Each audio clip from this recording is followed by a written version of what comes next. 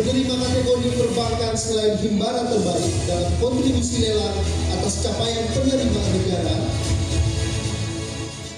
Kantor Wilayah Direktorat Jenderal Kekayaan Negara Sulawesi Utara, Sulawesi Tengah, Gorontalo, dan Maluku Utara menggelar Bentenan Awards 2026 sebagai bentuk apresiasi kepada stakeholder dan mitra strategis yang selama ini mendukung pelaksanaan tugas dan fungsi DJKN. Kepala Kanwil DJKN Sulut Tenggo Malut, Sumarsono, mengatakan penghargaan tersebut diberikan sebagai wujud terima kasih atas kolaborasi yang telah terjalin dengan berbagai pihak dalam pengelolaan kekayaan negara, piutang, penilaian, serta lelang. Menurutnya, DJKN tidak dapat menjalankan tugasnya secara optimal tanpa dukungan dan kerjasama dari berbagai stakeholder. Kami dari Kanwil DJKN Sulut Tenggo Malut memberikan apresiasi kepada seluruh stakeholder dan mitra strategis daripada Kanwil DJKN Sulut Tenggo Malut karena kami menyadari bahwa dalam rangka mendukung tugas dan fungsi kami tidak bisa bersendiri. Kami harus berkolaborasi dengan teman-teman di stakeholder dan dalam rangka itu kami memberikan apresiasi dalam rangka untuk memberikan suatu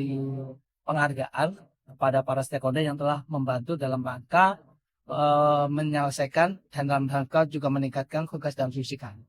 Sumarsono menjelaskan mitra strategis DJKN tidak hanya berasal dari instansi pemerintah, tetapi juga dari sektor swasta. Keterlibatan pihak swasta terutama berkaitan dengan pelaksanaan lelang melalui balai lelang maupun perusahaan yang menjadi pemohon lelang. Jadi dari swasta ini karena kita melihat bahwa tugas dan fungsi daripada DJKN itu adalah selain pengelolaan kekayaan negara, juga ada pelaksanaan lelang dan sebagainya. Jadi yang dari swasta ini dalam KAK bahwa mereka itu sebagai balai lelang dan juga sebagai bank-bank pemohon lelang.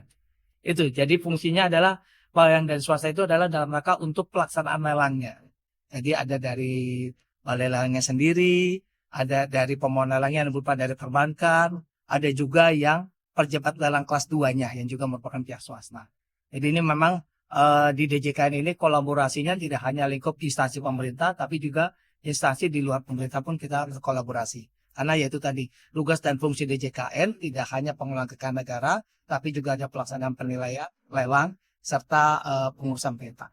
Sumarsono juga menyoroti pentingnya optimalisasi aset negara di tengah kebijakan efisiensi anggaran yang saat ini diterapkan pemerintah. Menurutnya aset yang masih layak digunakan perlu dipelihara dan diperbaiki agar tetap produktif, sementara aset yang tidak dimanfaatkan harus dioptimalkan pemanfaatannya. Kita mencoba untuk bagaimana mengoptimalkan aset.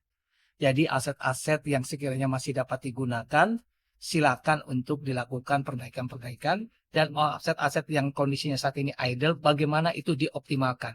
Karena kita melihat bahwa orang lebih senang membeli, tetapi orang tidak senang memelihara. Nah itu yang kita akan coba bagaimana mengoptimalkan aset yang ada di tengah efisiensi, di tengah keterbatasan anggaran. DJKN saat ini terus mendorong program optimalisasi aset terhadap berbagai aset negara yang sebelumnya belum dimanfaatkan secara maksimal, termasuk aset yang berasal dari barang milik negara maupun aset hasil pengelolaan lainnya. Optimalisasi tersebut diharapkan dapat mendukung pelaksanaan tugas dan fungsi pemerintah, sekaligus meningkatkan nilai manfaat aset negara bagi masyarakat dan pembangunan. Aryani Kalangi, RRI terus mengudara untuk Indonesia.